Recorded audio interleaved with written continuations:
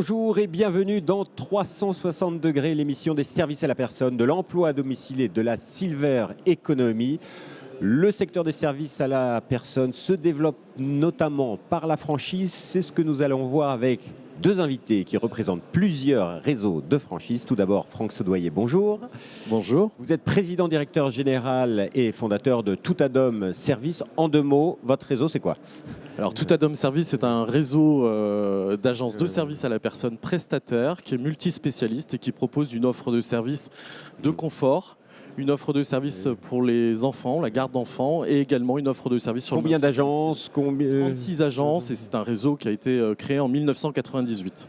Eric Schneider, bonjour. Bonjour. Vous êtes directeur développement franchise internationale pour WeCare. Alors WeCare, on ne le voit pas trop, c'est WeCare, c'est une enseigne chapeau qui est au-dessus de plusieurs enseignes, notamment O2 et APF Service, qui sont les enseignes principales.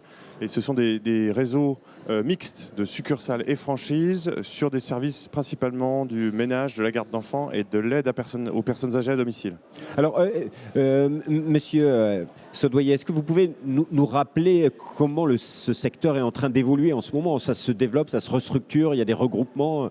Oui, alors ce secteur, en fait, il y a quelques dates charnières. 2005, c'est le déploiement du plan Borloo avec une multitude de créations d'entreprises.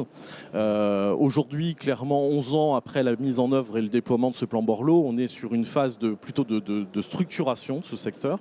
On arrête de créer de façon extrêmement importante et conséquente. Par contre, aujourd'hui, on assiste effectivement à des phénomènes de fusion, d'acquisition, d'absorption, qui fait que le secteur aujourd'hui fonctionne et est configuré de façon quand même clairement différente par rapport à ces années 2005. C'est quelque chose d'essentiel pour l'économie du secteur des entreprises, j'imagine. Oui, en réalité, effectivement, le plan Borloo a donné une existence juridique à cette activité. On a eu également la convention collective qui est sortie il y a 2 ans, qui a eu un gros impact parce que ça permet de légitimer, de professionnaliser le secteur, ce qui est essentiel. Et désormais, effectivement, je suis tout à fait d'accord, on assiste à une concentration. Donc ce sont des acteurs qui se rapprochent et nous en sommes l'exemple. Oui. Puisqu'on arrive désormais, avec plusieurs enseignes, plusieurs réseaux, à constituer des groupes. Mais il y a un petit paradoxe. Quand on parle de service à la personne, quand on est client, usager, on pense confiance, on pense qualité de service. Et tout d'un coup, là, on parle de grands regroupements, de grosses boîtes actionnaires. Il peut y avoir la confiance client. Est-ce que la franchise peut la réaliser ? Comment dire ? Faire beaucoup, ça ne veut pas dire faire mal. On peut faire beaucoup et bien. En tout cas, on essaye. L'idée, c'est que en fait, nos clients nous confient ce qu'ils ont de plus précieux. Leur maison, leurs enfants, parfois parents, grands-parents. Donc c'est vraiment quelque chose d'intime, de proche, de fondamental. Donc la notion de confiance, effectivement, elle est au cœur de nos préoccupations. Notre approche dans le groupe WeCare, c'est de faire en sorte de toujours visiter le client avant d'intervenir, toujours faire en sorte de s'adapter à son besoin. Et derrière, quand c'est un franchisé, c'est-à-dire un entrepreneur indépendant qui va intervenir, nous on s'assure de la démarche par notamment un cahier des charges NF, puisqu'on est qualifié NF, et aussi par la vérification de la satisfaction. Donc quel que soit l'opérateur qui va avoir affaire au client, j'allais dire, on va s'assurer que dans tous les cas, il faut que les choses se fassent de façon professionnelle, que ce soit un franchisé ou une succursale. Et toujours de la même manière. Le client ne le sait pas finalement. Tout se joue pour vous au moment où vous avez un nouveau franchisé. C'est un vrai travail de sélection de cette personne pour... Il y a effectivement un travail de sélection au niveau des franchisés. Il y a un travail de sélection au niveau, bien évidemment, des intervenants que nous missionnons au domicile de nos clients.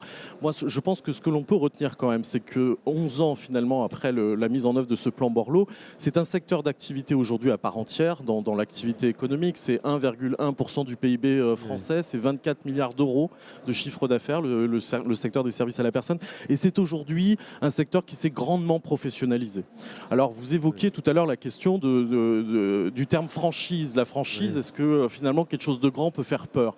Eh bien, écoutez, je vais juste vous citer ne serait-ce qu'un palmarès qui vient d'être édité par le magazine Capital et qui fait qu'il a été désigné un certain nombre d'enseignes leaders sur le marché des services à la personne en 2017. Quand vous consultez cette liste, et nous sommes d'ailleurs heureux d'en faire partie, on retrouve beaucoup de réseaux de franchise. On ne retrouve pas de structures indépendantes. C'est donc un secteur d'activité qui s'est vraiment professionnalisé. On a grandement travaillé sur cet aspect-là parce que vous avez tout à fait raison. Si on n'arrive pas à créer ce lien, cette relation de confiance avec nos clients, par définition, nous ne pourrons pas rentrer chez eux. Et la confiance, ce n'est pas quelque chose qui se décrète, mais c'est quelque chose qui se construit. Alors, ça se construit par un travail de terrain, j'ai bien entendu, mais c'est également un travail de communication. Tout à fait. Et là, il y a des stratégies différentes, j'imagine, selon les secteurs d'activité. Comment faites-vous, par exemple? Le principe, c'est d'avoir une cohérence entre la promesse et la marque. C'est-à-dire que si je prends l'exemple d'O2 qui fait partie du groupe, sur la marque O2, on va travailler la construction d'une image de marque qui donne du sens, qui fait sens pour un prospect. Et il faut que ce sens, il le retrouve quand on va le rencontrer. Et donc notre travail au quotidien, c'est de s'assurer que la promesse qu'on va lui faire à travers une marque, à travers de la notoriété, eh bien, cette promesse sera tenue non seulement à la première rencontre, mais aussi à chaque fois qu'on intervient. Et c'est là où on exerce un métier difficile parce qu'il se fait par des intervenants, il se fait au domicile. Notre travail aussi, c'est de mesurer la satisfaction en permanence parce que s'il y a une insatisfaction, on doit pouvoir agir et réagir et on va le faire en permanence. Et c'est ça qui va faire que la confiance va se construire au fur et à mesure. Alors chez Tout Adam Service, on a plutôt misé sur une autre carte, j'ai envie de dire, c'est celle de la proximité. Nous avons systématiquement une stratégie d'implantation avec une visibilité d'agence, d'enseigne sur le territoire. Il ne faut pas oublier que l'ancêtre des services à la personne, c'était les services de proximité. Oui. Et on est vraiment dans cette notion à la fois de service et d'emploi de proximité. C'est donc de la proximité physique avec une implantation sur le territoire. Et puis également, ne serait-ce que par le téléphone. On a choisi par exemple concrètement de ne pas avoir un numéro national où vous tombez sur quelqu'un qui ne vous connaît pas, mais on est vraiment sur une personnalisation du service rendu avec un cahier des charges qui est défini en amont, une intervenante qui est toujours la même, qui est mise à disposition de façon régulière auprès de nos clients, et puis un suivi extrêmement personnalisé réalisé par l'ensemble de nos responsables d'agence et de responsables de secteur. Mais par exemple, vous avez 36 agences, vous ne couvrez pas l'intégralité du territoire français aujourd'hui. C'est un objectif pour... Pas forcément. Sur la confiance de tous les Français dans Tout Adam, d'être présent partout. Mais l'essentiel en tous les cas, c'est d'acquérir la confiance des gens qui sont sur les zones où nous nous situons. Vous vouliez rajouter quelque chose? Oui, tout à fait. Mais je suis tout à fait d'accord avec cette notion de proximité. Je partage complètement le fait que quand on intervient au domicile, c'est fondamental pour le client de savoir qu'on peut intervenir et qu'on est à proximité directe. Dans notre cas, même avec plus de 300 agences, on ne couvre pas encore la totalité du territoire français, donc on a encore beaucoup à faire. Il y a plus de 300 zones disponibles sur chaque enseigne. Ça veut dire qu'on a un souhait d'être toujours et systématiquement à proximité. C'est dans l'intérêt de nos salariés qui font moins de kilomètres, c'est dans l'intérêt de nos clients qui sont rassurés par notre présence. Donc finalement, pour les réseaux de franchise, c'est la communication locale qui est essentielle. C'est la combinaison des deux. C'est la marque qui va donner une image nationale, qui doit être relayée au niveau local, parce qu'il va nouer un tissu de relations locales avec différents types d'interlocuteurs. Et donc c'est la combinaison des deux qui est généralement le facteur de réussite principal. Oui, là-dessus, je rejoins tout à fait. Ça a un coût, la communication, pour un réseau. Oui, ça a un coût, effectivement, mais on parlait aussi, tout à l'heure, encore une fois, de ce sentiment de confiance ou de réassurance. Le fait d'être visible, le fait de communiquer, le fait que les gens puissent entendre plusieurs fois, dans différents contextes, une marque, c'est aussi des éléments qui permettent de les rassurer. Et quels sont les vecteurs de communication qui fonctionnent le mieux pour travailler sur la confiance des usagers? J'ai commencé à répondre à cette question tout à l'heure avec cette enseigne, cette agence qui est facilement accessible. Ça, c'est pour chez nous, en tous les cas, un élément extrêmement central. Et après, je crois qu'en communication, il y a malheureusement ou pas, je ne sais pas, il n'y a pas de recette miracle.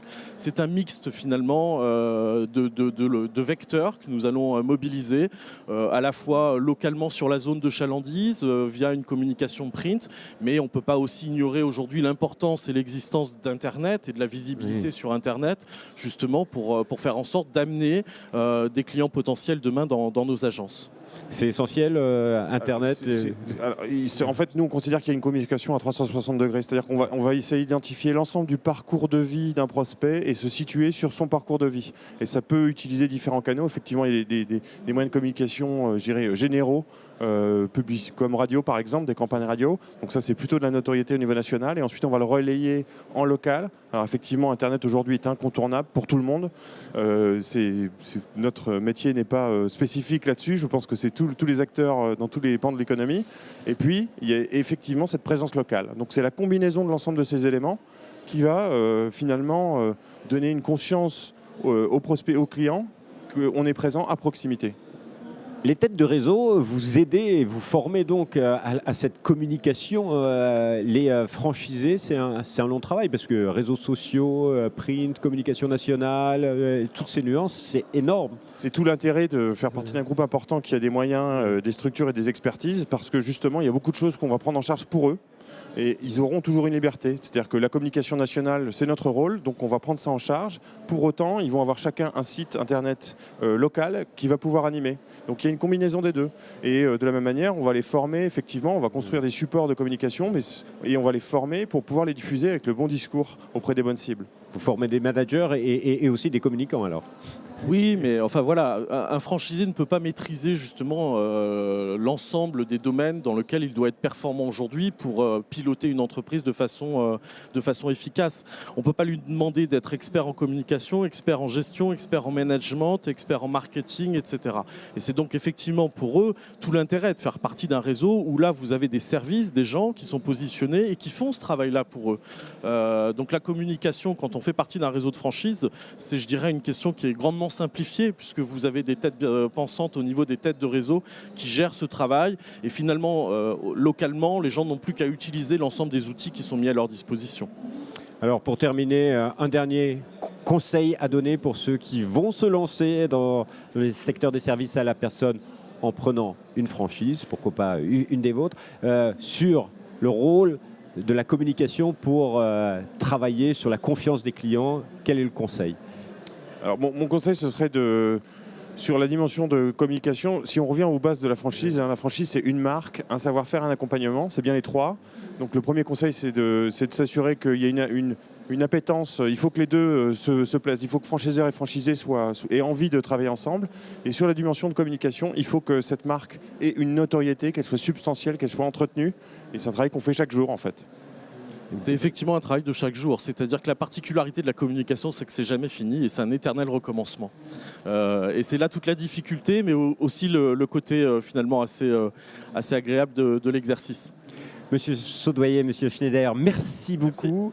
Merci. Quant à nous, on se retrouve bientôt pour une nouvelle émission 360 degrés que vous pouvez retrouver bien sûr sur la chaîne YouTube du Salon Service à la Personne TV et bien sûr sur www.demain.fr. Au revoir.